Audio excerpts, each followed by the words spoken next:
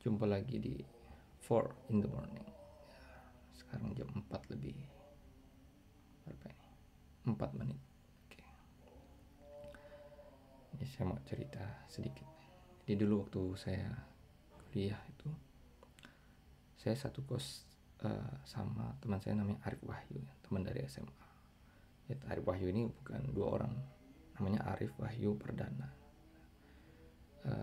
Awal-awal kos itu dia ini, wah katanya, temenin aku, wah, apa deh, ke dokter, sakit ya kan, langsung. Jadi dulu itu sepeda motor itu barang mewah menurut saya nggak punya motor, akhirnya berangkatlah kami pakai motornya Arif kan. Sebagai teman yang berakhlak dan hanya turut menambah beban, dia yang nyetir motornya, karena saya nggak terlalu bisa bawa motor waktu itu. Singkat cerita, datanglah di dokter ya kan, periksa sakitnya apa. Pas nulis resep itu, saya dari awal diam doang di samping. Ini adiknya, kata dokternya. Hah? Arif udah senyum-senyum aja. Enggak dok, ini teman saya. Ini udah kuliah dia katanya. Oh, saya pikir masih SMP, kata dokternya gitu. Jadi sepanjang pulang itu ketawa-tawa si Arif nih. Itulah wo katanya. Kamu mukamu kayak bocah, kayak anak kecil. Jadi gap antara looks dan usia saya sebenarnya itu berlanjut terus bahkan sampai sekarang. Waktu kuliah disangka anak SMA, waktu kerja disangka masih kuliah, waktu punya anak satu pun disangka belum menikah itu. Nah, ini di beberapa kesempatan agak-agak merugikan juga, karena kita kehilangan respect dari orang-orang kayak di forum bapak-bapak itu, kita masih dianggap bocah gitu. Dan ini saya nggak tahu ini sebuah berkah atau bukan, karena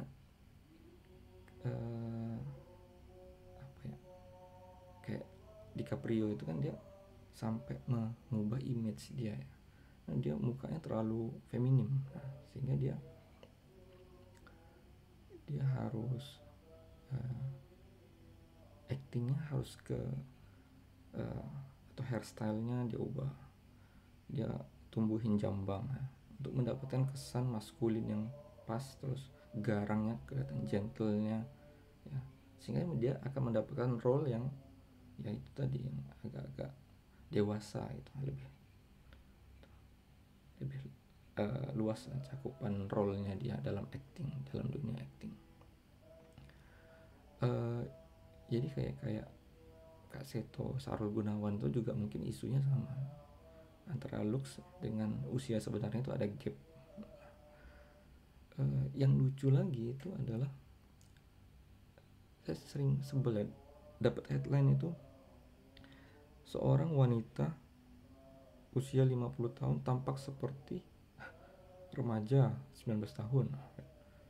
Maya estimasi, jangan sebut nama asli kan, Maya estimasi tampil sebagai anak remaja. Aduh, Anda itu sudah mama-mama, sudah nenek-nenek. Jangan memaksakan diri, jangan melawan takdir, jangan fight di situ. Jadi udahlah, jangan itu tentang umur. Itu kisah yang pertama. Yang kedua, saya sempat naik ke meja operasi 3 kali. Jadi saya sakit namanya ginekomastia.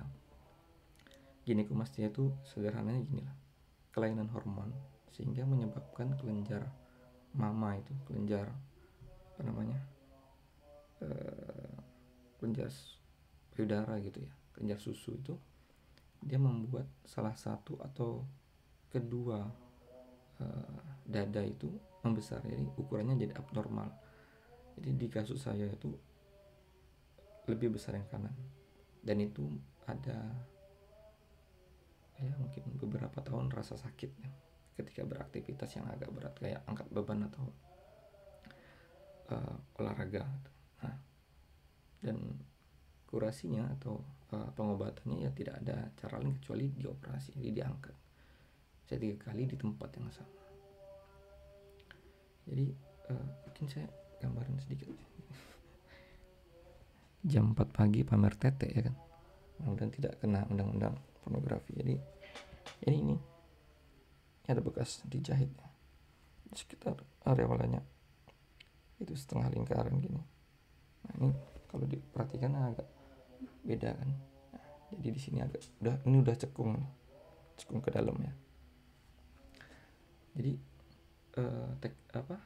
mekanisme operasinya itu dia disayat ya, lalu dibuka, diambil eksesnya, kelebihannya itu yang tebalnya itu, lalu dijahit lagi ya. Jadi eksesnya itu nanti dimasukin lab, dicek apakah itu termasuk tumor yang ganas atau enggak gitu. Alhamdulillah bukan termasuk tumor ganas. Jadi di dokter terakhir itu dia bilang gini, saya sebenarnya bisa aja ambil semuanya kata dia, tapi kan lucu ya, ada manusia nggak punya pentil kata dia gitu. Jadi dari segi kedokteran dia berpikir bagaimana cara menyembuhkan pasien, tapi dia juga berpikir bagaimana menjaga keestetikan daripada si pasien ini. Dan di beberapa kasus di perempuan itu kan agak yang mengganggu penampilan lah kalau Anda punya tetek besar sebelah gitu kan. Akhirnya di beberapa kasus itu dia diambil dari pantat atau dari paha untuk menambal bagian yang tadi diambil. Nah itu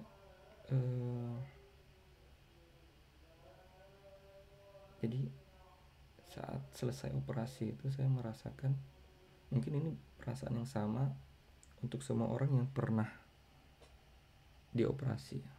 Operasinya lumayan berat, yaitu adalah bagaimana jika operasinya gagal, bagaimana jika setelah selesai operasi dokternya keluar kayak di sinetron kan, mohon maaf kami sudah berusaha semaksimal mungkin tapi Tuhan berkehendak lain lah kan. Dan jika saya mati beneran di meja operasi, dan sebagai orang yang sudah sedekat ini dengan kematian, kita memikirkan umur kita tuh sampai di mana, umur kita sudah kita gunakan untuk apa, dan seberapa impactful kita, kehadiran kita di dunia ini, kehadiran kita di keluarga, dan yang paling penting bekal apa yang kita persiapkan untuk di afterlife ya. Mungkin itu aja mungkin bisa saya ceritakan. Terima kasih.